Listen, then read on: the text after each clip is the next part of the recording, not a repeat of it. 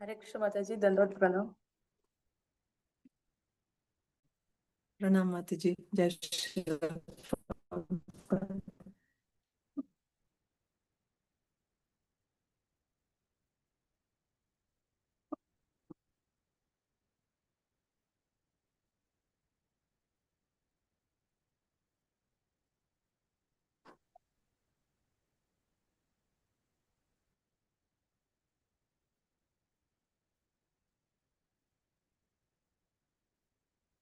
ओम नमो भगवते वासुदेवाय। ओम नमो भगवते वासुदेवाय। ओम नमो भगवते वासुदेवाय। नारायणं नमस्कृत्य नरं चैव नरोत्तमं देवीं सरस्वतीं व्यासं ततो जयमुदीरयेत्। नष्टप्रायेष्व भद्रेषु नित्यं भागवत सेवया भगवत्युत्तमश्लोके भक्तिर्भवति नैष्ठिकी। ॐ अज्ञानतिमिरान्धस्य ज्ञानाञ्जनशलाकया चक्षुरुन्मीलितं येन तस्मै श्रीगुरवे नमः। श्रीचैतन्यमनोभीष्टं स्थापितं येन भूतले स्वयं रूपः कदा मह्यं ददाति स्वपदान्तिकं। वन्देऽहं श्रीगुरो श्रीयुतापदकमलं श्रीगुरून् वैष्णवांश्च श्रीरूपं साग्रजातं सहगण रघुनाथान्वितं तं सजीवं साद्वैतं सावधूतं परिजनसहितं कृष्णचैतन्यदेवं श्रीराधा कृष्णपादान् सहगण ललिता श्रीविशाखान्वितांश्च। हे कृष्ण करुणा सिन्धो दीनबन्धो जगत्पते गोपेश गोपिका कान्ता राधा कान्ता नमोऽस्तुते। तप्त काञ्चन गौरांगी राधे वृन्दावनेश्वरी वृषभानुसुते देवी प्रणमामि हरिप्रिये। वाञ्छाकल्पतरुभ्यश्च कृपा सिन्धुभ्य एव च पतितानां पावनेभ्यो वैष्णवेभ्यो नमो नमः। नमो विष्णुपादाय कृष्णप्रेष्ठाय भूतले श्रीमते भक्तिवेदान्ता स्वामिन्निति नामिने। नमस्ते सारस्वते देवे गौरवाणी प्रचारिणे निर्विशेषा शून्यवादी पाश्चात्य देशतारिणे। जय श्री कृष्ण चैतन्य प्रभु नित्यानंद श्री अद्वैत गदाधर श्रीवासादि गौर भक्त वृंदा। हरे कृष्णा कृष्णा कृष्णा हरे हरे हरे राम राम राम हरे हरे। ग्रंथराज श्रीमद् भागवतम की जय। Srila Prabhupada ki jai. Shri Prahlad Stuti ki jai. Hare Krishna, dear devotees. I welcome you all to today's Srimad Bhagavatam for All session. And I wish you all a very happy, successful Pandava Nirjala Ekadasi in ISKCON Philadelphia. In the US today is Pandava Nirjala Ekadasi. It's June 6th, 2025. And we are reading from Srimad Bhagavatam, 7th canto, 9th chapter, prayers of Prahlad Maharaj. In this, yesterday, we read Lord Nrsimhadev had asked Prahlad Maharaj, what did Lord Nrsimhadev ask Prahlad Maharaj?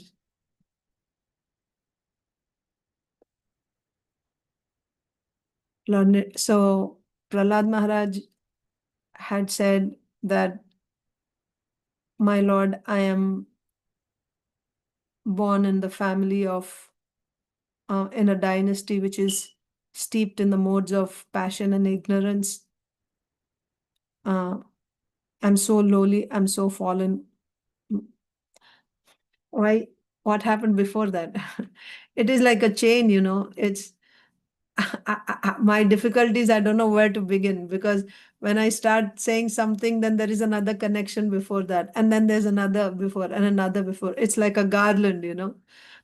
So when I try to give connection, I just keep going back. Anyway, so uh,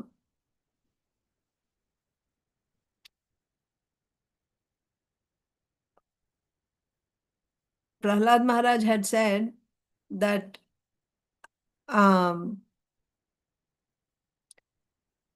what did Prahlad Maharaj say? Prahlad Maharaj had said that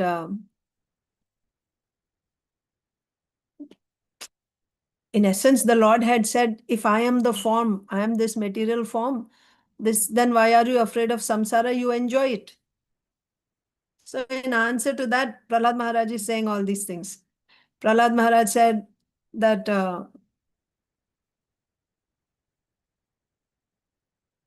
all these things, he said many things. He said that this is your external energy, and your external energy keeps us in samsara chakra. And but you are transcendental. Your form is made of Swarupa Shakti, which is different from this external energy. So give me shelter at your lotus feet. Then he said, you are the richest person.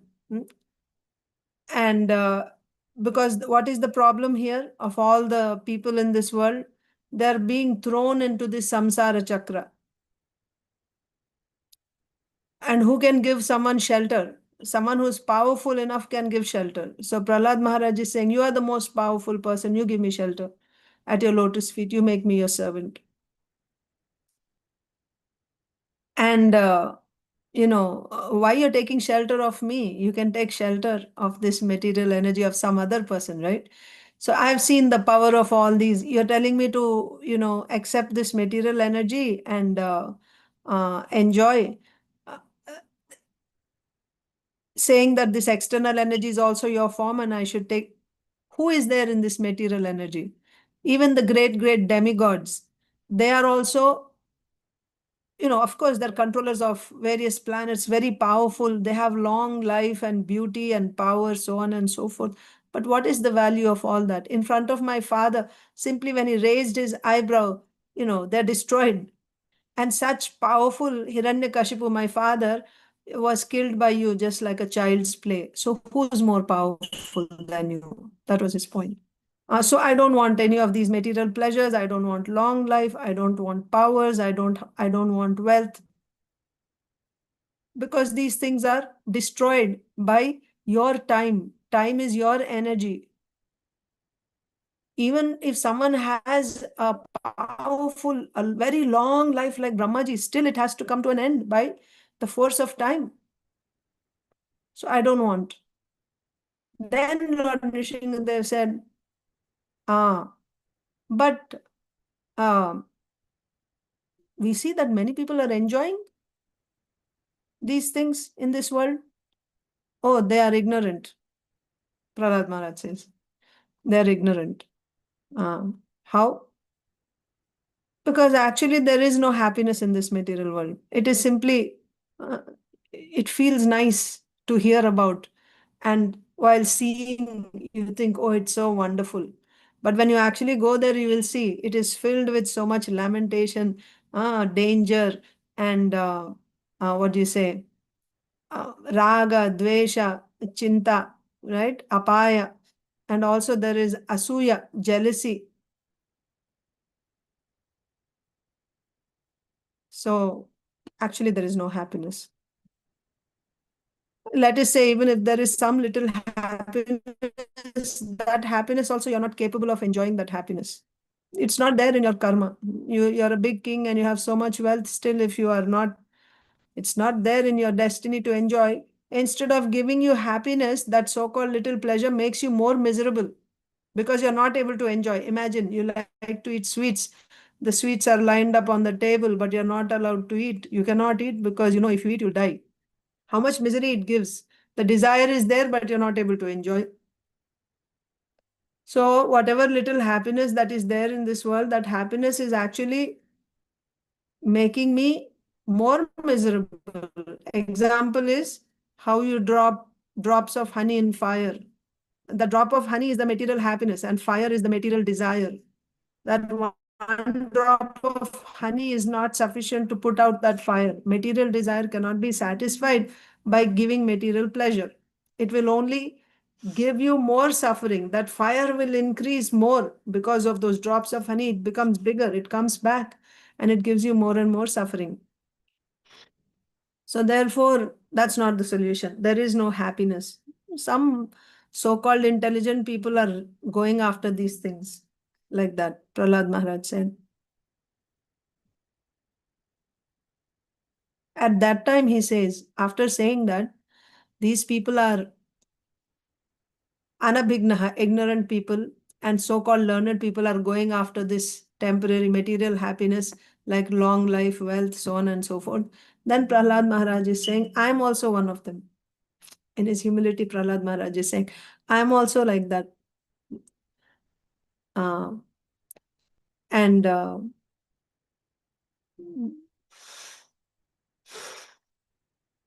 how I'm in this, I'm born in this family, I'm influenced by the modes of passion and ignorance.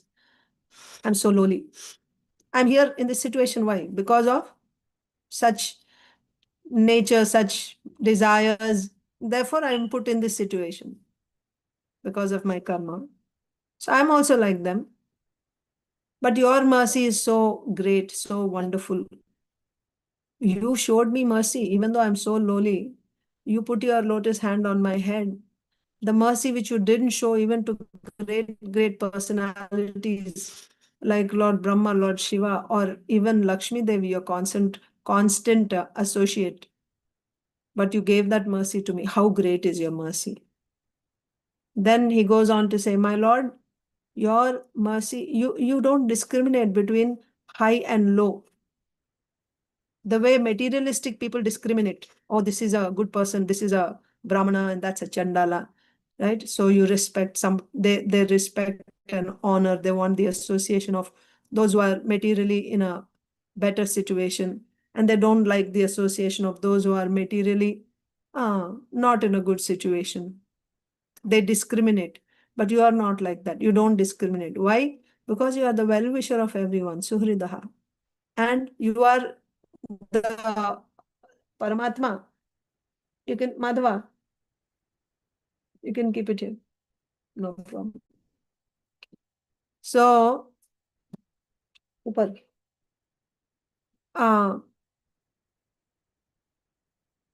You are the well-wisher. You are the Paramatma of the whole universe. So therefore, you don't discriminate. You are there as Paramatma in the heart of Indra also. You are there in the Paramatma as Paramatma in the heart of the worms also. That means you don't discriminate. Based on birth, you don't discriminate. You are everyone's well-wisher. Then Lord Nrsimhadev said, oh, I'm everyone's well-wisher. I'm equal to everyone. Then why I put my hand only on your head? Why not on others' head? Brahmaji and Lakshmi Devi. So Prahlad Maharaj said, my Lord, you are actually equal to everyone. Your mercy comes in reciprocation to devotional service.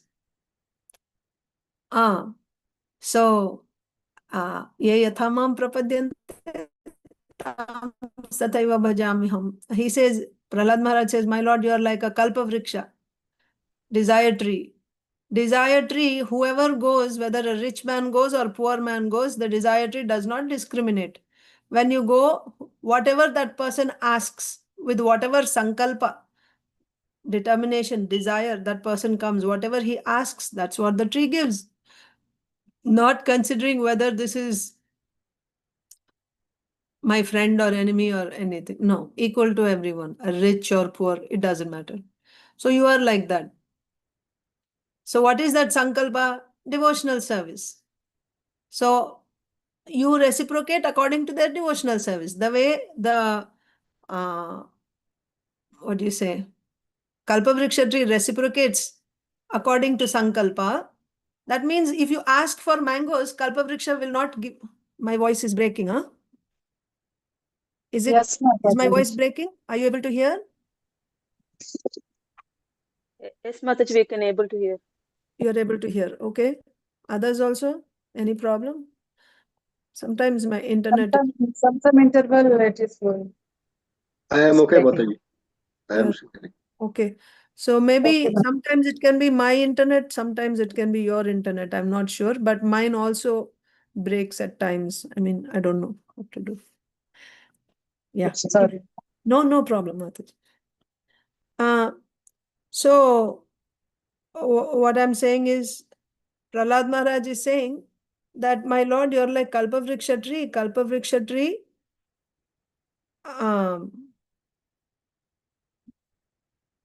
offers according to the person's desire.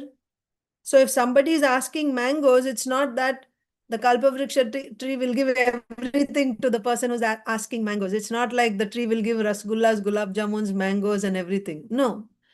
The one who's asking mangoes will get mangoes. One who's asking gulab jamun will get gulab jamun. You understand? Like that, the Lord also, one who does pure devotional service, right? Completely offers himself to Krishna, then Krishna will also give himself to that person. And somebody who's doing little bit of bhakti and expecting some material result, he will give that material result, and that's all. So the Lord's reciprocation varies in proportion to the devotee's service. That's Prahlad Maharaj's point. So why the Lord put his hand on Prahlad Maharaj's head only? In reciprocation to Prahlad Maharaj's service, isn't it? So now Nrsimhadev asked, my dear Prahlad, so what is the cause of this service then? How does one, because somebody is doing more service, somebody is doing less service. What is the reason, right? And how does this service begin? What is the cause of this service? So we see Prahlad Maharaj is at an advantage. That's why the Lord put his hand on Prahlad Maharaj. That means he has more service. So Prahlad Maharaj is great. Is that what he's saying? I'm more qualified. I did more service. Therefore, I got your mercy. Is that what he's saying? No, he's not taking any credit there. He's saying, my Lord. How he started? Remember? He started saying, by setting the background first. What is the condition of a Vimukha Jivatma? Vimukha Jivatma means one who has not begun his devotional service. He didn't even start his devotional service because he does not have Paratattva Jnana. Paratattva means absolute truth. He has no knowledge of the absolute truth. What is the position of such a Vimukha Jivatma who does not have any knowledge of Paratattva? His position is like a person who has fallen into a deep, dark well filled with poisonous snakes. That's his position. So Prahlad Maharaj is saying, I'm also like that. Fallen in that well with poisonous snakes. How devotional service begins? When a pure devotee of the Lord extends his hand. Not only extends his hand, even after he extends his hand, we are not willing to take it. We resist. We don't want. We find the material pleasures more attractive. We resist. But actually, these material pleasures are like a dark well filled with snakes. It's only going to give us pain. It's going to keep us in this cycle of birth and death filled with miseries. Life after life after life after life after life. But simply out of his compassion. Parama Swatantra Bhagavad Bhakta Sangha. Tat Kripa Jata Mangalodayena. This Shraddha in Bhakti, in Bhagavan, begins when we receive that Shraddha. What is that Shraddha? Shraddha is Mangalodaya. It is the awakening of auspiciousness. When we get Dhrida Shraddha, that is the awakening of auspiciousness. How is that auspiciousness awakened? It is awakened it begins, that awakening of auspiciousness begins by the association of a pure devotee of the Lord. That association, how can we get? It is not by our endeavors that we can get. Talking about a Vimukha Jivatma who has never known. If he does not even know what is Paratattvam, why will he look for? Isn't it? He has no idea of Paratattvam. Why is he going to look for Paratattvam and look for association?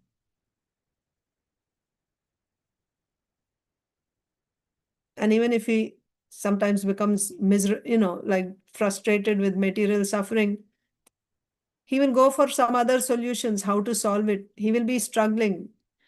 But it's not that he's going to get a solution by that struggle. It happens by the mercy of a pure devotee who gives his association. That's where this good fortune begins. And when is it fully awakened? This good fortune is awakened when Dhrida Shraddha is formed. Because after that, we surrender to Krishna 100%. 24/7 we render. Now we don't have any more hope or any dependence on any other means, save and except the shelter of Krishna's lotus feet. And this is not just, somewhere on the shelf. At every moment we feel that. Dhrida Shraddha. When we get Dhrida Shraddha, constantly at every moment, that dependence on Krishna is there. Anyway, so Prahlad Maharaj is saying, what is the position of this Vimukha Jivatma? He's fallen in a well. I am also like that. But my spiritual master, Narad Muni, your devotee, he saw me and he desired, oh, this Jivatma should be saved. That's the cause for my service, my Lord. He desired by seeing me. And I was not willing to come out. So he forcibly put his hand and he took me by force and he pulled me out of this well. He gave me the mantra. He gave me shelter. He engaged me in your service. That's how I started doing service. This is not my greatness, my Lord. This is the greatness of my Guru Maharaj, Narad Muni, who has saved me and engaged me in your service. That's why the cause for my receiving your mercy is my devotional service, but the cause of my devotional service is the mercy of my spiritual master. Guru Krishna Prasade Pai Bhakti Lata Bij. Guru Krishna. Guru's mercy comes first. The way it works is first you get the mercy of a sadhu. First you get the mercy of a sadhu, like very beginning, you get the mercy of a sadhu. By that, some komal shraddha, little shraddha is formed. Because of that, now you will start hearing. You get a desire to hear more and more. And when you're hearing, you're associating with other sadhus, hearing from various sadhus.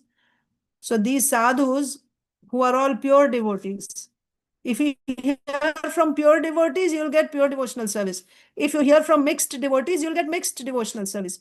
You cannot expect to get Dhrida Shraddha by hearing from mixed devotees or devotees with mixed devotional service. Mixed devotional service means it's not pure unalloyed devotional service.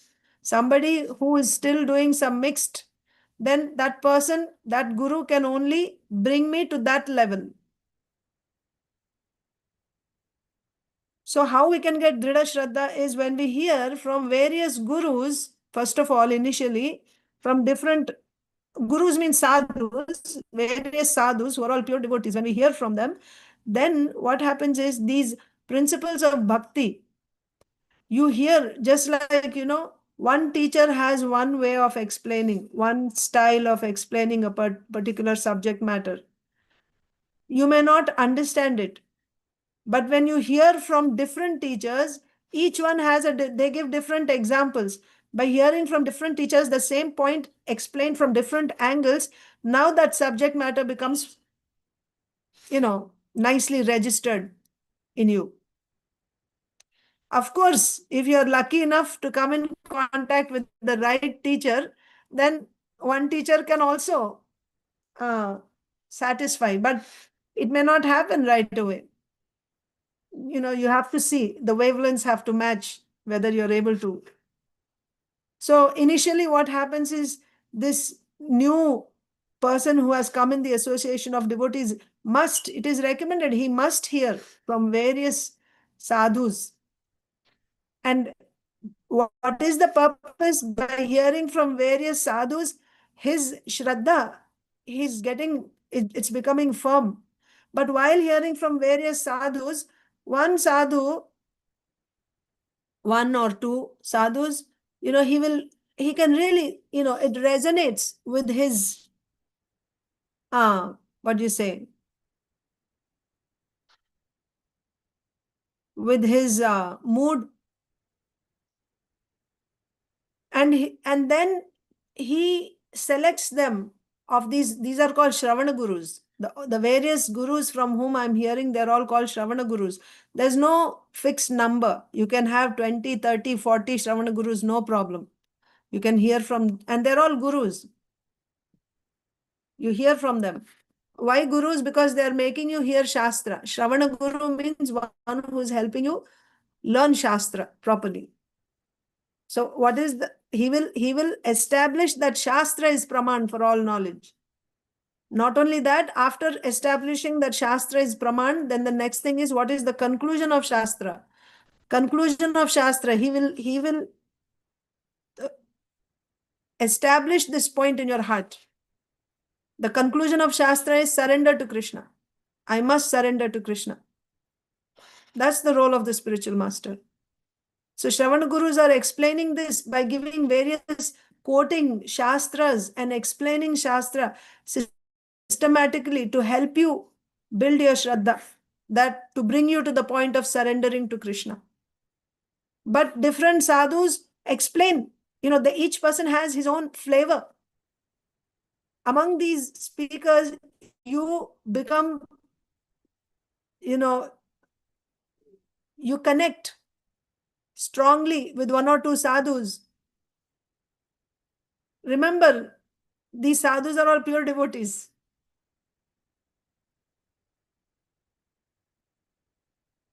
And then when you hear from one or two who really, like now you get Vishesha Bhubutsa.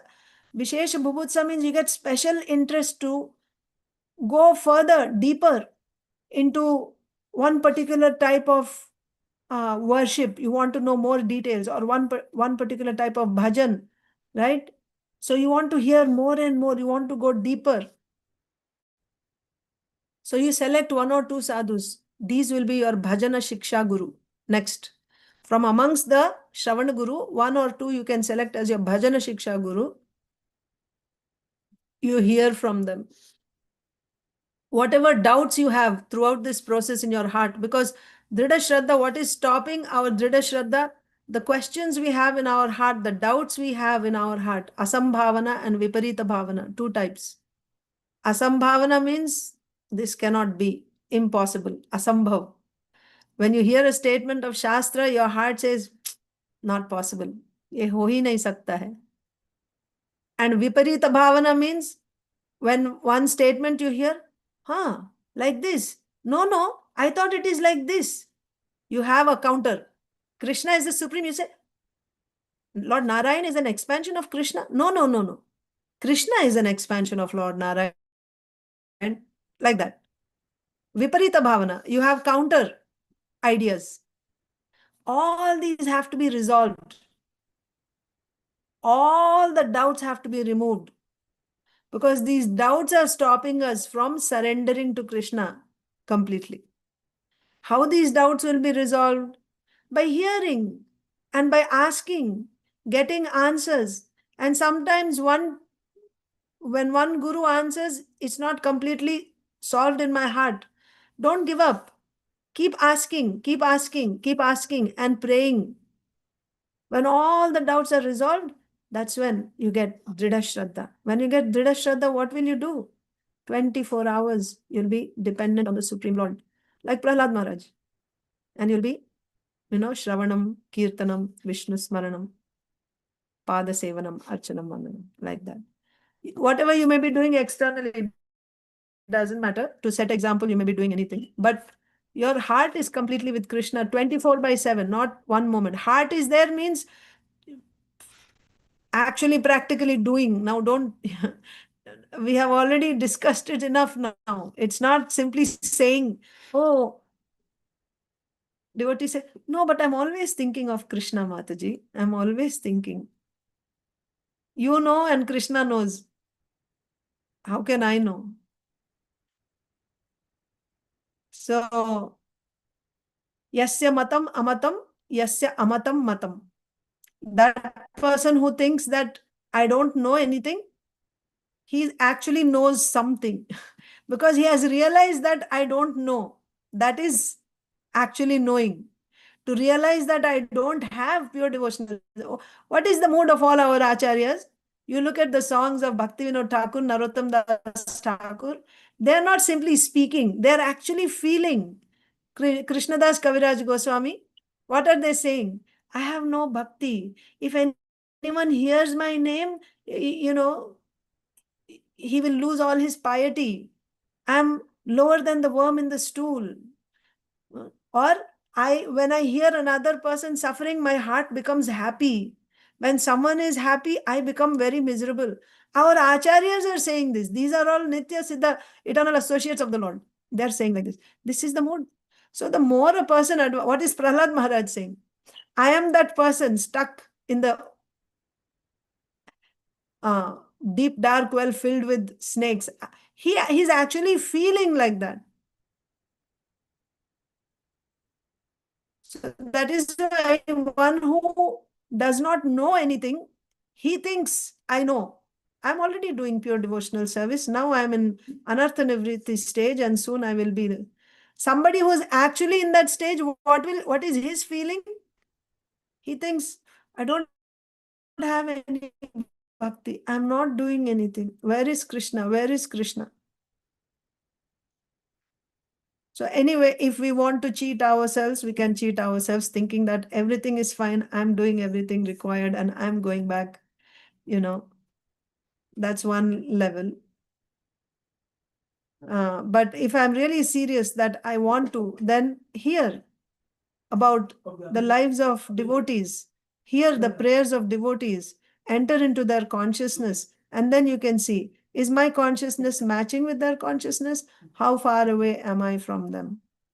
So now Prahlad Maharaj is saying, here that I am also that Vimukha Jivadma. My spiritual master Nārad Muni, he has my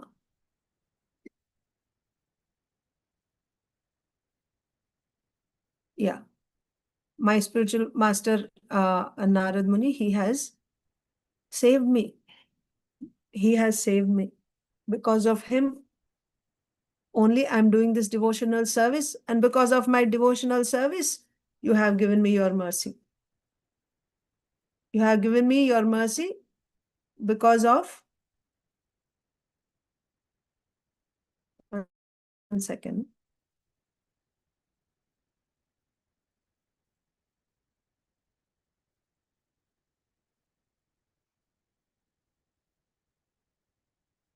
So yesterday we did text 28, right? So in text 28, Prahlad Maharaj is saying that Nārad Muni said, let this Jivatma be mine. That means I'm taking responsibility for this Jivatma, Prahlad Maharaj. So by force, he has taken me by hand and brought me near to him. And he has taught me the king of mantras. That means he initiated me, giving me the mantra. And he engaged me in his service. I was in this hole of samsara, but now I have become your devotee. Without his mercy, it was not possible. How can I give up the service of my guru, your servant? And also he said that karmis and jnanis, they do karma and jnana only until they reach their goal. Once they reach their goal, they're not interested in that sadhana. But I cannot be like that. Because on the path of bhakti, even after one gets the result of sadhana, devotees don't give up bhakti. They don't give up their sadhana. They don't give up bhakti. Even after getting result, they don't give up bhakti. So that's up to that point we discussed yesterday. There's a couple more points there. So Prahlad Maharaj is giving the example of Dhruva Maharaj to show how devotees who have attained the Lord don't give up the shelter of their spiritual master, service to their spiritual master. That goes on. Devotees who attain the Lord, example is Dhruva Maharaj, even after getting audience of the Lord, still they express their desire to do sadhana. What is their sadhana? Mat-chitta mat-gata prana bodhayantah parasparam kathayantascha mam nityam tushyanti cha ramanti cha. They want to always stay in the association of devotees and discuss the glories of the Lord. This goes on even after you are liberated, and after you go to Goloka also, that's what you will be doing. So, Dhruva Maharaj's example, Prahlad Maharaj is giving Dhruva Maharaj's example and saying, he had a desire for sadhana. What is that sadhana? Associating with devotees and other angas of devotional service. So, Srimad Bhagavatam, 4th canto, 9th chapter, text 11 says, Bhaktim muhu pravahatam tvayi me prasango bhuyadananta mahatam amalashayanam yenanjasol banamuruvyasanam bhavabdhim neshye bhavad gunakatham ritapanamattaha. Dhruva Maharaj is saying, what is he saying? O unlimited Lord, may I always have the association of great devotees. He is getting darshan of the Supreme Lord, and what is he praying to the Supreme Lord after getting darshan? Take me with you to the spiritual world. I'll be seeing you all day and I will be massaging your lotus feet. Is that what he's asking? No, he's saying, please bless me that I may always have the association of great devotees with pure hearts who perform bhakti to you. That's the prayer. You all know that Sri Chaitanya Mahaprabhu was so fond of Dhruva Maharaj and Prahlad Maharaj's Upakyanam. Upakyanam means that episode or that story, history. In Bhagavatam specifically, Dhruva Maharaj and Prahlad Maharaj Upakyanam was very, very dear to Sri Chaitanya Mahaprabhu. Mahaprabhu, when he was in Jagannath Puri, every afternoon he would go to Gadadhar Pandit's place, Tota Gopinath temple. So in the afternoon, after giving rest to the deities, after taking their lunch prasad, they would sit in that garden. That's why Tota, garden. Gopinath's Tota. They would sit there and Gadadhar Pandit would recite Srimad Bhagavatam.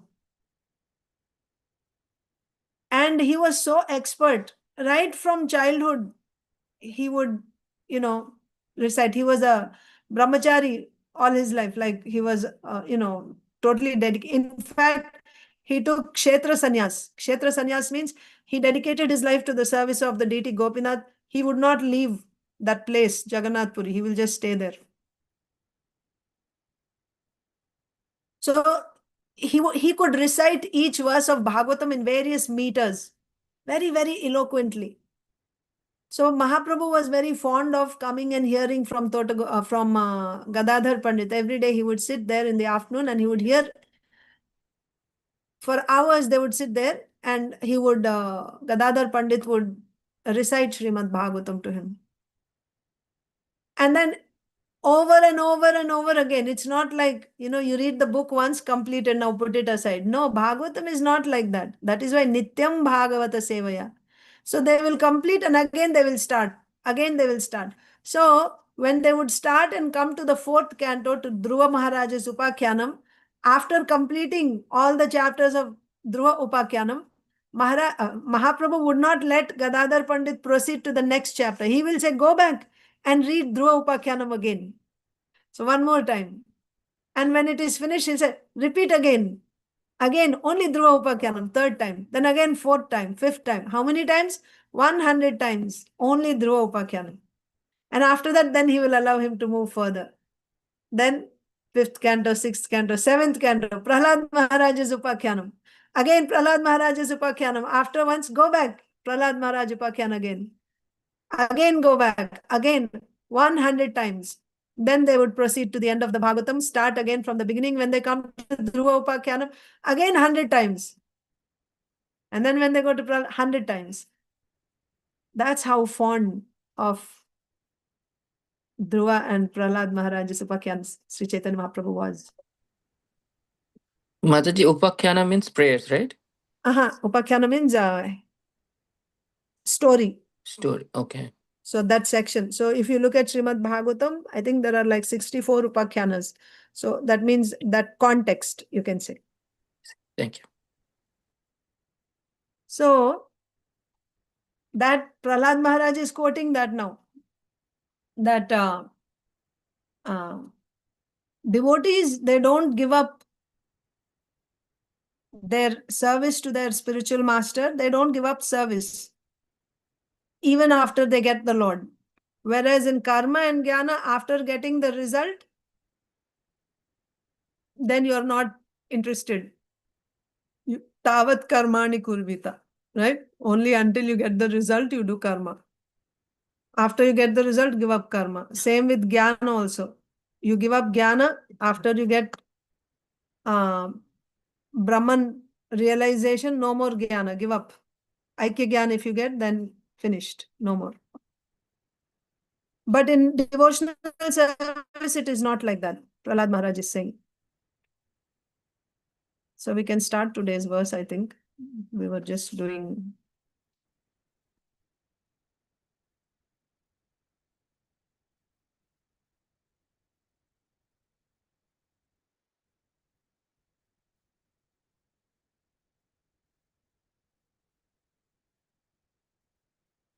So Prahlad Maharaj said that so this Dhruva Maharaj's shloka was saying, Dhruva Maharaj is saying that, oh my Lord, may I always have the association of great devotees with pure hearts who perform bhakti to you. He's asking for association of devotees. By this association, intoxicated from drinking the nectar of your pastimes and qualities. What happens in this association? And also, what is association? Association means where you come to discuss the Lord and bhakti, not anything else. That is association. In that association, intoxicated from drinking the nectar of your pastimes and qualities, I shall easily combat the ocean of material existence, full of terrible suffering. This was Dhruva Maharaj's prayer after the Lord appeared. Then also there's another quote from the 10th canto, 69th chapter. There also the devotee prays that, now I have seen your feet, which grant liberation to your devotees, which even Lord Brahma and other great personalities of unfathomable intelligence can only meditate upon within their hearts. I have seen your feet. Great intelligent people can only imagine, right? Meditate, they can think about, but they don't get, this type of destination which I got. And which those who have fallen into the well of material existence resort to for deliverance. These lotus feet.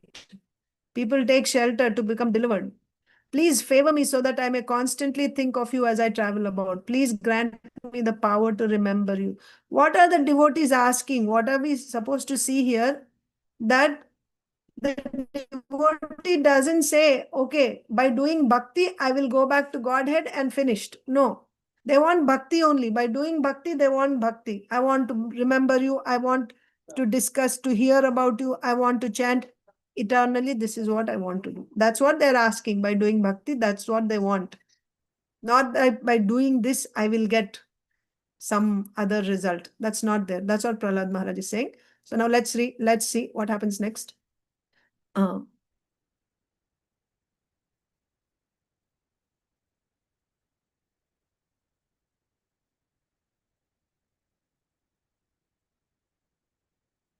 text 29.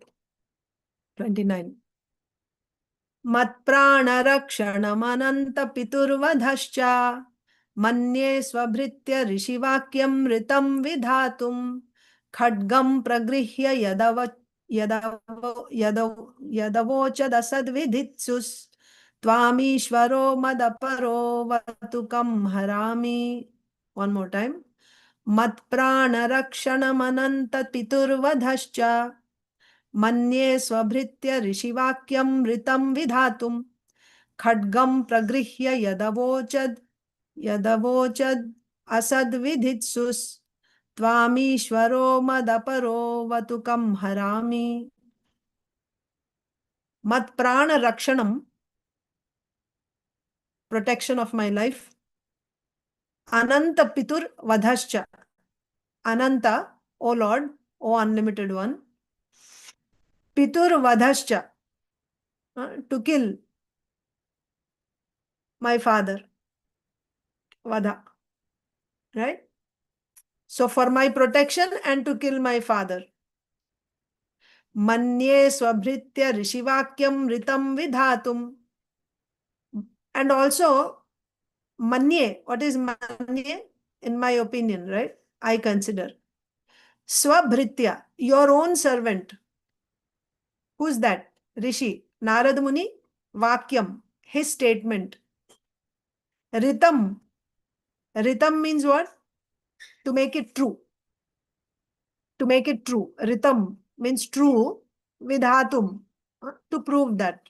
So why did the Lord appear now? At this time, Nrsimhadev appeared. Why?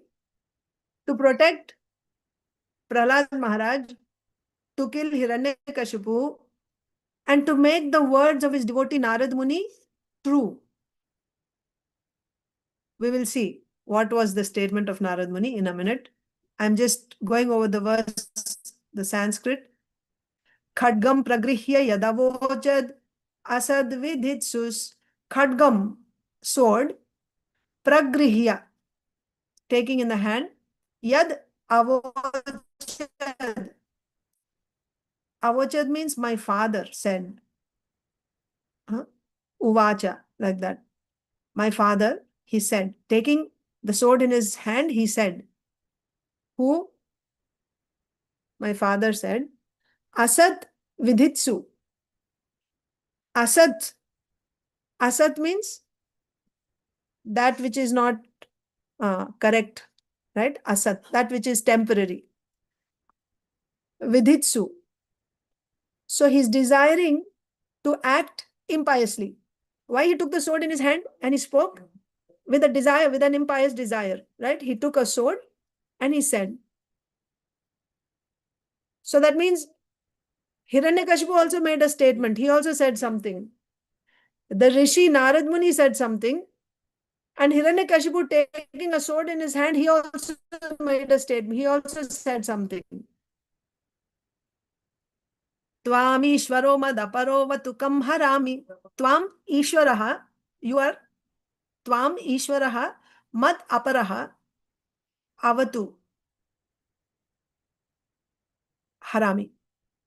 So this is what he said. Who this Hiranyakashipu, taking the sword in his hand, he said, Tvam Ishvara, your Lord, right? Your Lord.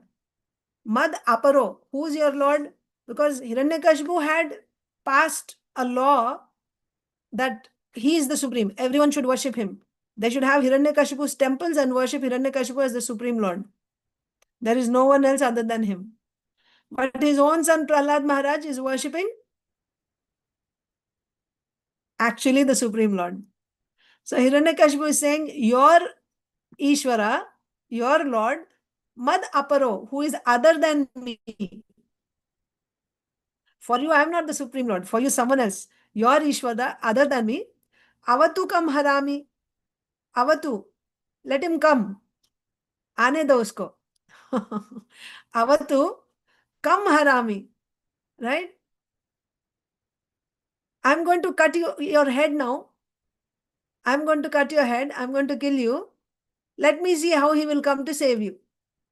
How your Ishvara will come to save you. Let me see. So this is what Hiranyakashipu said. Okay, what is this verse saying? Mat prana rakshanam ananta piturvadhascha.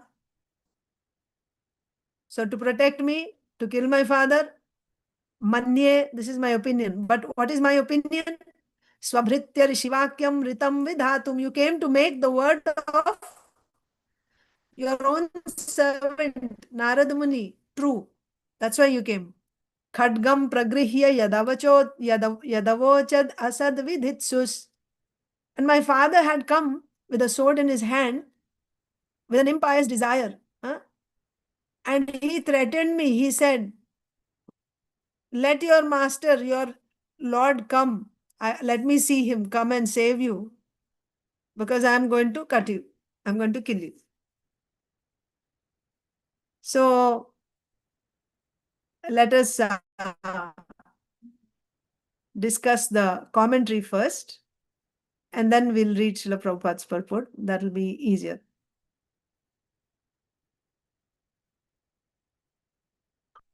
So what happened in the previous verse?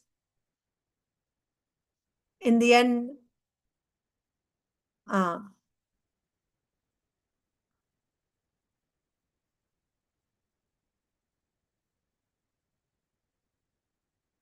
when Prahlad Maharaj said that your devotee Nārada Muni, he saved me. That's why I engaged in your devotional service.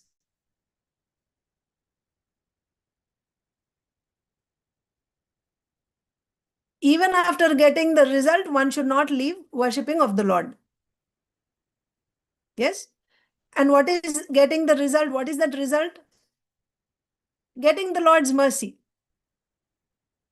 So even after you receive the mercy of the Lord, like now Prahlad Maharaj is getting, still one should not give up the devotional service. So he gave the example of Dhruva Maharaj, who's praying for association of the Lord's devotees. So the hearts of the devotees are very pure. Amala Shayanam. Dhruva Maharaj is saying, give me the association of devotees whose hearts are very pure. And he wants it continuously. That means forever. Muhu. Muhu means again and again and again. Not that until I get the result. There's no end point. Eternally, I want the association of the devotees whose hearts are very pure. And my Lord, always help me to remember you, who are with so many sweet qualities. Okay? Prahlad Maharaj is saying, why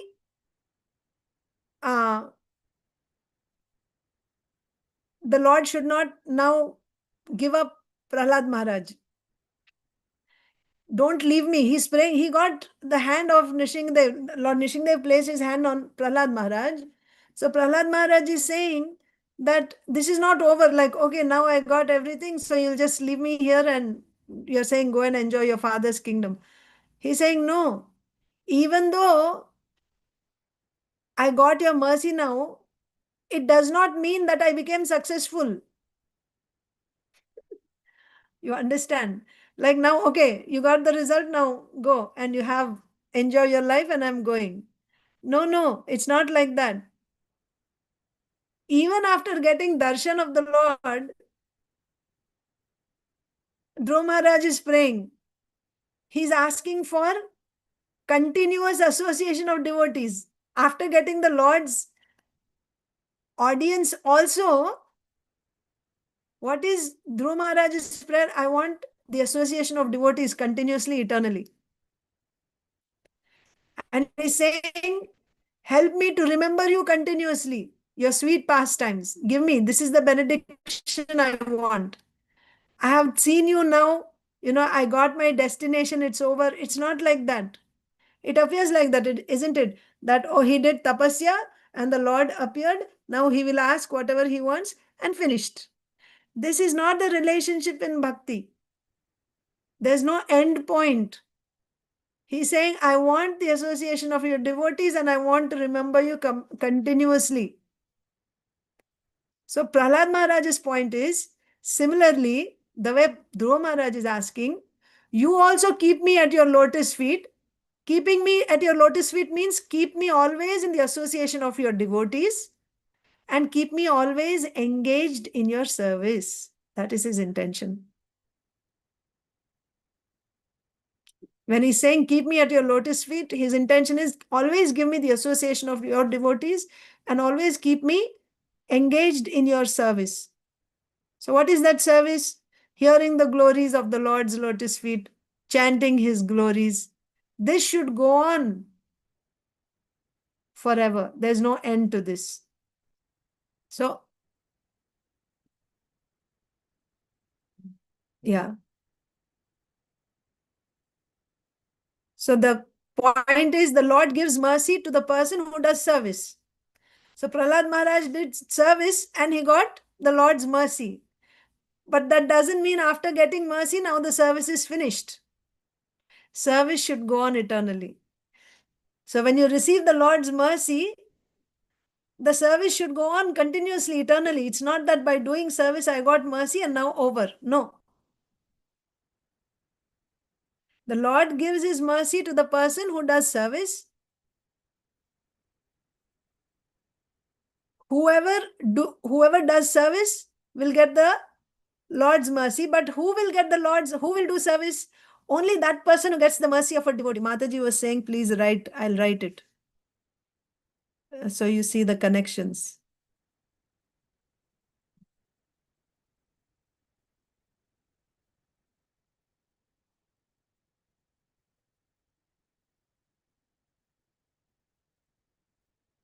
I don't know if I don't remember if we wrote yesterday or not.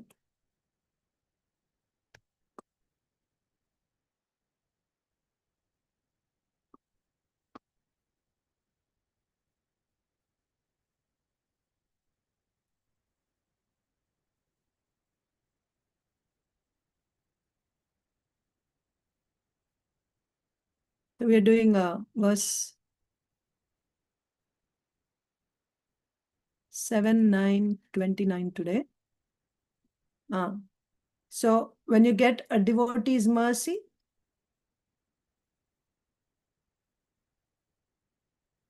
then you get devotional service. When you get devotional service, that leads to the Lord's mercy. This is the way. And when you get the Lord's mercy, what do you want? Continuous devotional service. That means there is no end, right? Eternal service. There is no end to it. You understand? This is what is being said here.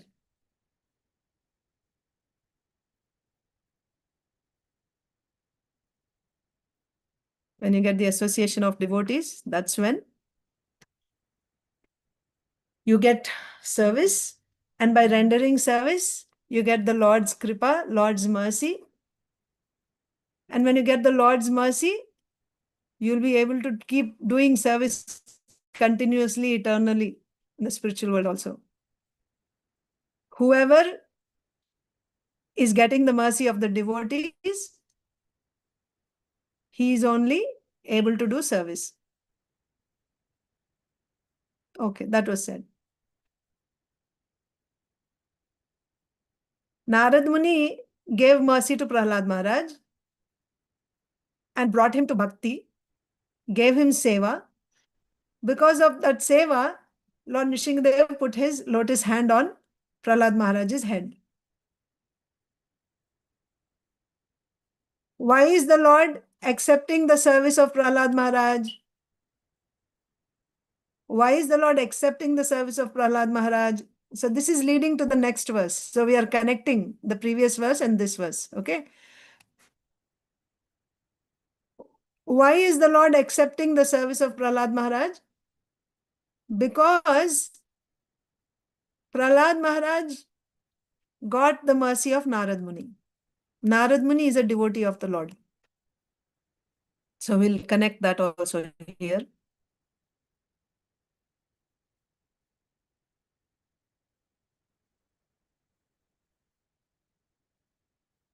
So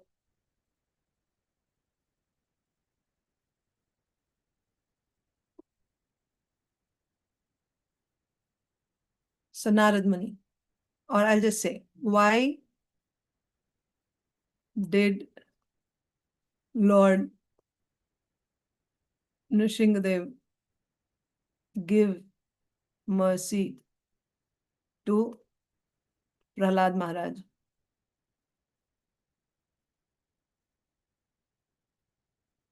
Why? Because Prahlad Maharaj received, actually, he gave mercy. So intermediate is because he did devotional service, but how he got devotional service? Because of the mercy of Narad Muni. So let's get to the root. Because Prahlad Maharaj got the mercy of Narad Muni. So what do you conclude from this? What do you conclude from this? The Lord's mercy follows the mercy given by his devotee. Yes? Because Narad Muni gave his mercy, therefore Nrsimhadev gave mercy to Prahlad Maharaj. If Narad Muni had not given mercy to Prahlad Maharaj, would Lord Nrsimhadev give mercy to him? No. Okay. So the conclusion that we get here is that the Lord's mercy follows devotee's mercy. So what Prahlad Maharaj is trying to say here is, since you are under the control of your devotee, also you can derive here, you can say that the Lord's mercy follows the devotee's mercy means the Lord is controlled by his devotee. Yes? The Lord is controlled by his devotee. Which devotee are we talking about here? Narad Muni. Narad Muni. The Lord is controlled by his devotee. Narad Muni decided to give mercy to Prahlad Maharaj because why the Lord is controlled by Narad Muni? Because Narad Muni is a devotee of the Lord. Krishna becomes controlled by bhakti. The only way to control the Lord is by bhakti. And anyone who has that bhakti can control the Lord. So the Lord is controlled by his devotee Narad Muni. And so Narad Muni desired that Prahlad Maharaj should be delivered. So he gave his mercy to Prahlad Maharaj. He engaged him in his devotional service. Because of that, now the Lord became pleased by the devotional service of Prahlad Maharaj, and the Lord put his hand on Prahlad Maharaj's head. So, since you are under the control of your devotee, your mercy to people simply follows the mercy of the devotee. You understand? Prahlad Maharaj is saying in this verse, 29th verse is, Matprana rakshanam ananta piturvadhascha manye svabhritya rishi vakyam ritam vidhatum. Rishi vakyam ritam vidhatum. Narad Muni's vakyam, Narad Muni's statement, you want to make true his statement. You wanted to make your devotee's statement true. Why? Because you're controlled by your devotee. Whatever the devotee does, you'll make it true. You're controlled by the devotee. And Narad Muni made a statement. Since you are under the control of your devotee, your mercy to people simply follows the mercy of the devotee. You are not merciful to those who do not take shelter of devotees. If anyone approaches the Lord directly without taking shelter of the devotee, will the Lord give his mercy? No. Not the way he is giving mercy to the devotee of his devotee. Nrsimhadev had said, why I didn't put my hand on others? Why I put my hand only on your head? See the connection. Why I put my hand only on your head, Prahlad? If I am like a kalpavriksha taru, I should have put my hand on everyone. So according to the devotional service, you are reciprocating. Then what is the cause of your devotional service? My Guru Maharaj is the cause of my devotional service, Narad Muni. I perform devotional service, and how I got your mercy? It is because of my Guru Maharaj's greatness. He is such a devotee that you are controlled by him. So when he desired to deliver me, your mercy is following automatically behind his mercy. Because you are controlled. Krishna says, the Lord says to Durvasa Muni in Ambarish Upakhyanam, Aham Bhakta Paradhina. I'm a servant. I'm defeated by my devotees. I'm controlled by my devotees. I'm subordinate to my devotees. They can take me wherever they want. They can give me wherever they want to give. So here, Prahlad Maharaj's point is, your devotee, Narad Muni, first he said he's my Guru Maharaj. Now in this verse he's saying, your devotee Narad Muni made a statement. To make his word true, you have come. So the reason, the cause for your giving me mercy is the mercy given by my Guru Maharaj, the statement made by his Guru Maharaj. What is that? We will see in a minute. You are not merciful to those who do not take shelter of your devotees. Those who take direct shelter of you, it's not the same. Right? You don't give your mercy to those who don't take shelter of your devotees.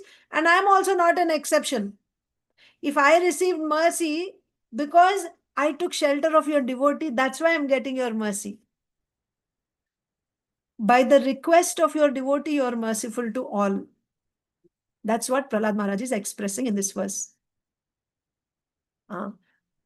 Okay? I think you killed my father to make the words of Narad Muni come true. Your killing of my father, you're coming to protect me. This is in response to the statement made by Narad Muni. When did this happen? All of you remember? When the demigods, Narad Muni and all the, not Narad, Lord Indra and other demigods were taking Kayadu. When she was pregnant with Prahlad Maharaj, Hiranyakashipu was gone to perform tapasya. So at that time, the demigods came and they forcibly Kadu and they were taking her away. Their idea was they will wait until she delivers the baby. Their fear was that Hiranyakashipu is such a terror. Now another Hiranyakashipu will be born. His son will be another Hiranyakashipu. We are not able to handle one Hiranyakashipu. Two Hiranyakashipus, my God, what will happen? So he'll be while he's a small baby, we'll kill him. As soon as he takes birth, we'll kill him. That was their plan. So they were taking pregnant Kayadu away. So what happened at that time? Narad Muni intervened. Narad Muni stopped them. And he said that don't kill the baby because this is going to be a Mahabhagavat and you don't have any fear from this child. You give her to me. But he said one thing to the demigods. Indra, you're thinking you'll kill. You will not be able to kill. You will not be, not just you, nobody can kill this baby. Okay? Narad Muni had said that no one will be able to kill this child. So now Narad Muni's words have to come true. Nobody should be able to kill this baby. You understand? Of course, at that time he took the baby, the lady Kayadu, and he went to his ashram. So, of course, Narad Muni, Lord Indra could not kill. Devotees, demigods are also devotees. So he remembered, he accepted the words of Narad Muni and he handed over Kayadu. But now Hiranyakashipu came to kill with a sword. Why Nrsimhadev came now to protect Prahlad Maharaj? Because Narad Muni had made a statement on that day to Kayadu, and even later also. He said nobody can kill this child, and later when Kayadu took shelter of Narad Muni, he gave assurance to Kayadu. He gave assurance that he will be protected and he will give her shelter, and after the baby is born, then, they will be sent back. So he gave assurance. So to make Narad Muni's words true, now when Hiranyakashipu came with a sword to kill Prahlad Maharaj, Nrsimhadev appeared.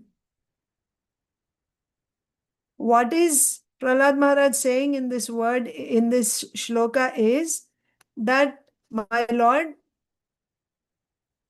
when my mother prayed to Narad Muni, he gave her the blessing, your son will create good fortune by destroying the demons.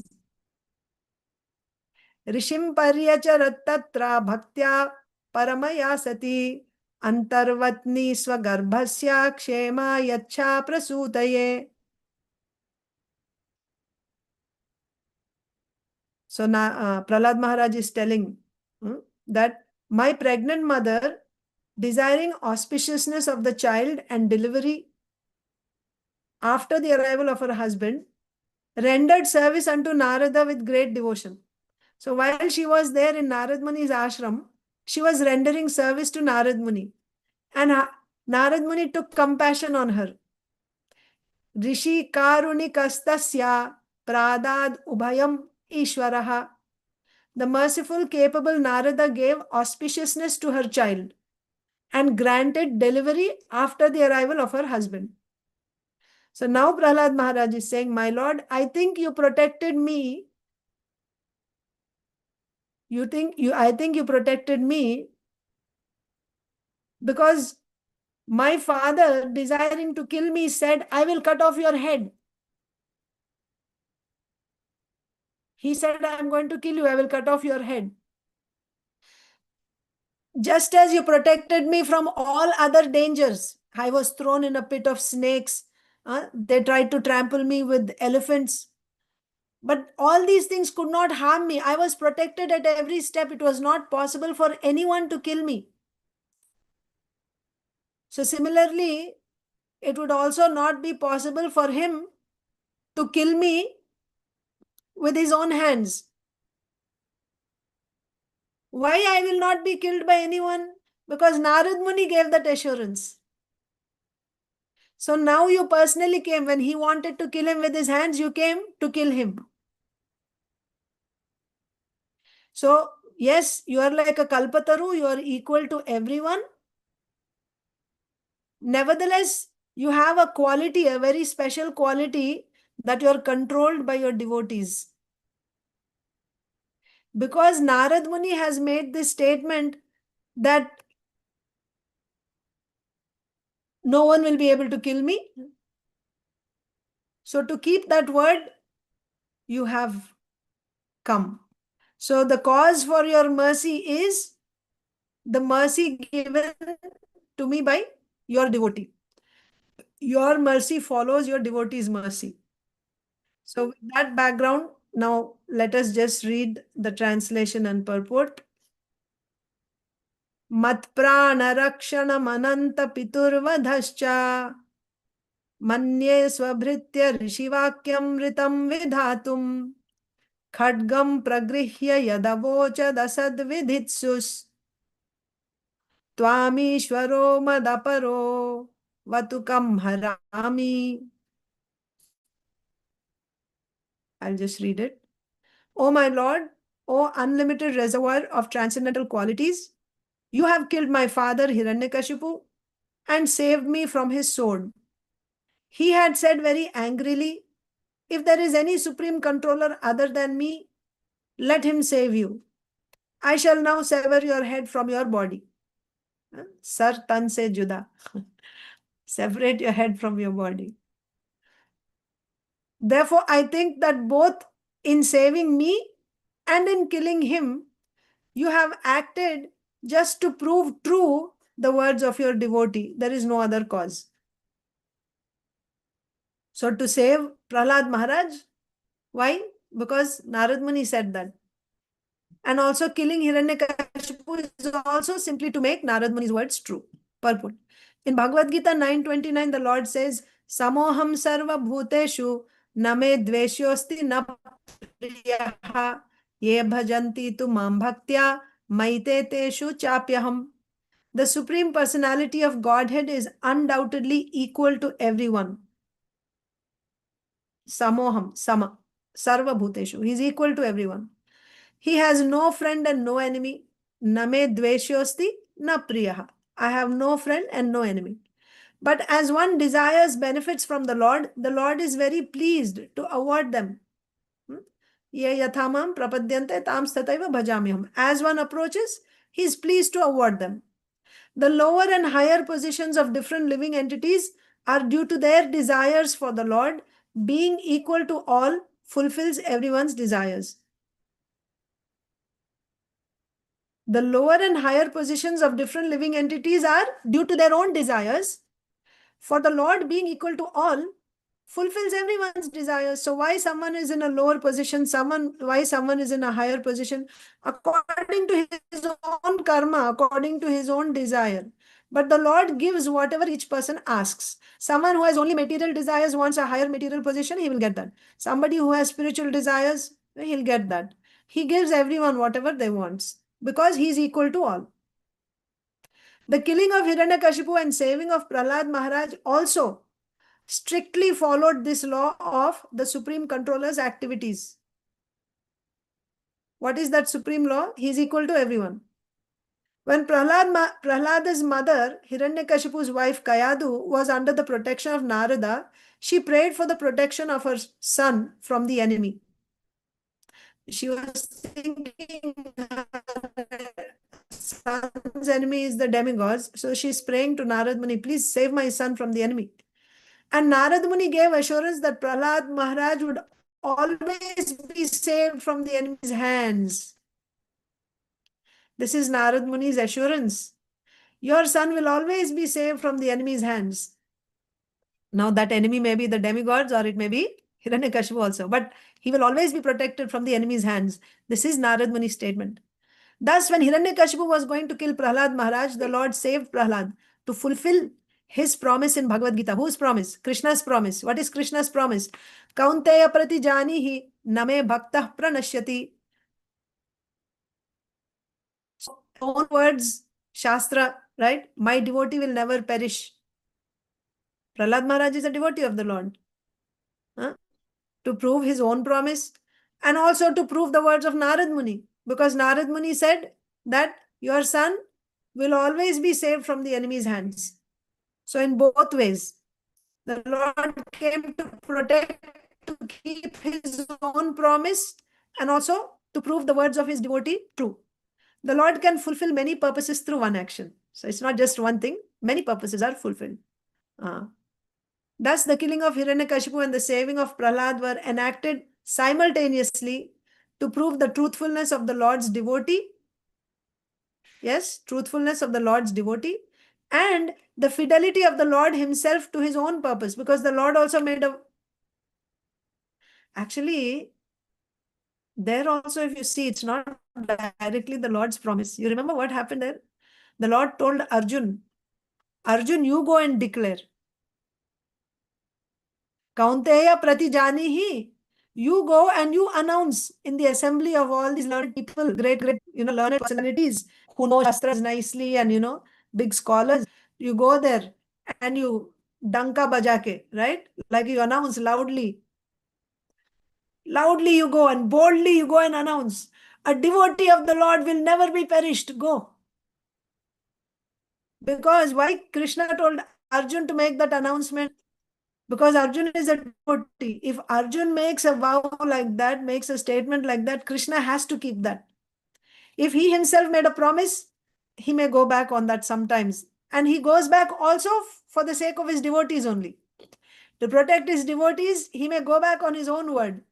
But when a devotee makes a promise, it's like a line etched in stone. It can never be erased. It cannot become false. So that's why on purpose, Krishna told Arjun, you go and announce that my devotee will never perish. Same principle there also. And here also, Narad Muni said that Prahlad Maharaj can never be defeated by the enemy. There's no harm for Prahlad Maharaj from the enemy. He cannot be killed by the enemy. And also, you can say the Lord's statement in Bhagavad Gita, but there also you see it is the statement of the devotee to make the words of the devotee true. That's one thing. And also, one more point is said here. Who is Hiranyakashipu after all? Jai Vijay, right? Who is an eternal associate of the Lord. He's a devotee. Externally, now he has the body of a demon. That is just this asura bhavam. Asura bhavam means this mood of an enemy of the Lord. That is not real. Asura bhavam is not real in Jaya. Because actually he is an eternal associate of the Lord. He is a devotee. That devotee is there inside. And externally, this by Leela Shakti, this material body was given. The body of a demon, of an enemy of the Lord is given. And in that subtle body, the enmity that he has for the Lord, that enmity is also not real enmity. That's just like on a stage when there is drama. You are a devotee of Krishna, but you are playing the role of Kamsa. And while you're playing the role of Kamsa, you have to play it so nicely. The person acting as Krishna in front of you, you will show such enmity towards Krishna, enviousness. But that doesn't mean you are actually hating Krishna, but you have to do that role. Otherwise, how the audience and everyone will get into that pastime, will taste that rasa. So similarly, Jaya is actually a devotee, but now he's playing perfectly the role. He's just getting absorbed into that role and he's playing the role of Hiranyakashipu wanting to kill the Lord and, like that. But after all, who is Hiranyakashipu? That is externally, that's the dress of Hiranyakashipu. In reality, the person is Jaya, the devotee of the Lord. So Hiranyakashipu said, oh, the Lord is in this pillar. I want to see. Right? So to make the word of his devotee true, and Prahlad Maharaj also said, where is your Lord? Hiranyakashipu, Prahlad Maharaj, is he there in this pillar? Prahlad Maharaj said, he's there everywhere. He's there in this pillar also. So then Nrsimhadev appeared from that pillar. Why? To make the words of the devotee true. The point is, this verse is saying, whatever the Lord does, he does because his mercy follows the mercy of his devotee. So when he does something, at any cost, he will make the words of his devotee true. Narad Muni had said, not only Narad Muni, I'm giving you others also here. Like Prabhupada says in the purport, that with one activity, so many things are achieved. So many purposes are fulfilled. So one purpose is Narad Muni's statement, which is there in the verse itself. You can see Narad Muni's statement that Prahlad Maharaj, he assured Kayadu that your son will never be killed by the enemy. He will always be protected from the enemy. The enemy will never be able to kill your son. So to make the words of Narad Muni true, Nrsimhadev came and he killed Hiranyakashipu. But also Prahlad Maharaj made a statement that the Lord is there in the pillar. So to prove that, Nrsimhadev appears from the pillar. And why he came and killed Hiranyakashipu also? So Hiranyakashipu himself is also a devotee, right? So he wanted to see, I want to see your Lord, right? So to show him, he came.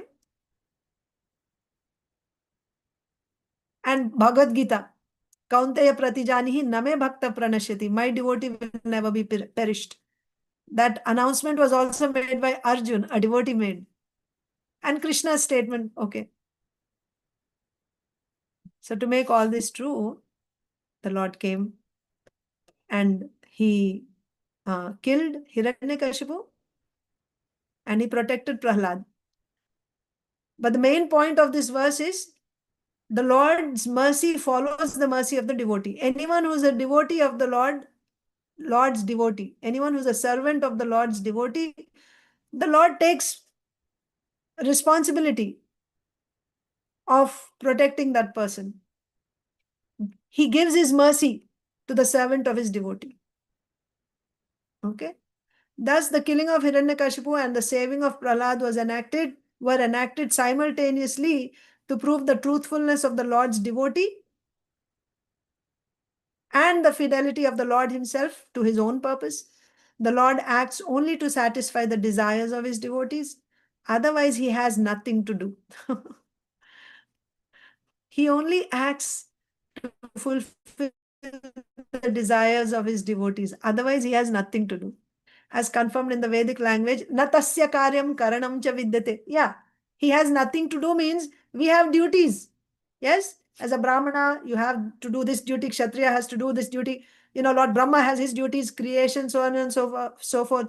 What are the duties for Krishna? Does he have any duties to do? No. No duties. Even when he comes here from time to time, don't think the creation that he's doing out of duty, being duty bound, he's doing creation. No. He only does it for pastime. And pastime means there is reciprocation with the devotees. He only does as a leela. Even creation is his leela. He has a desire to sleep in different places. So this whole creation is made. And when this creation is made, side by side, everything else is accomplished. He has no duties to perform. Otherwise, he has nothing to do. As confirmed in the Vedic language, na tasya karyam karanam cha vidyate. He has no karyam to do and he has no, karanam, material senses also. Nothing. No duties. The Lord has nothing to do personally, for everything is done through his different potencies. Parasya shaktir vividaiva shruyate. Prakrite kriyamanani gunai karmani sarvashah. Ahankara vimudhatma kartaham iti manyate. Everything is done by Prakriti. But out of ahankara, the living entity is thinking, I am doing this, I am doing. Actually, Prakriti is doing everything. Karya karana kartritve prakritir hetur uchyate. Karya karana kartritve. So, all work is being done by these three instruments. Karya, karana and karta. Karta means the controlling deities. Karana means the senses. Karya means the sense objects. The material body and sense objects.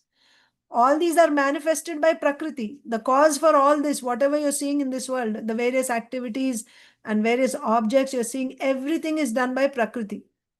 So here it is said the Lord has nothing to do. He's doing everything through his different potencies.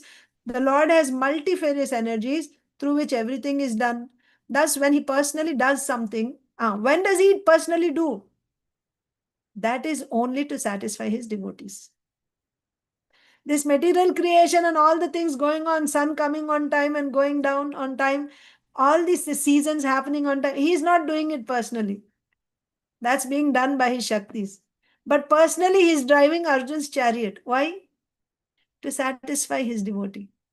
The Lord is known as Bhakta Vatsala because he very much favors his devoted servant. I know I didn't do justice to this verse. I apologize for that. But yeah, I will stop here today. Does anyone have any questions or comments? Okay. Thank God all of you have a very wonderful Krishna conscious Pandava Nirjala Ekadasi. I will hopefully see you again in the evening in the Chaitanya Charitamrita session. Srila Prabhupada ki jai, Grantaraj Srimad Bhagavatam ki jai, Samaveta Gaur Vrind ki jai. Vancha kalpa sindhudevacha patitanam pavanebhyo vaishnavebhyo namo namah. Ananta koti Vaishnava Vrind ki jai. Hare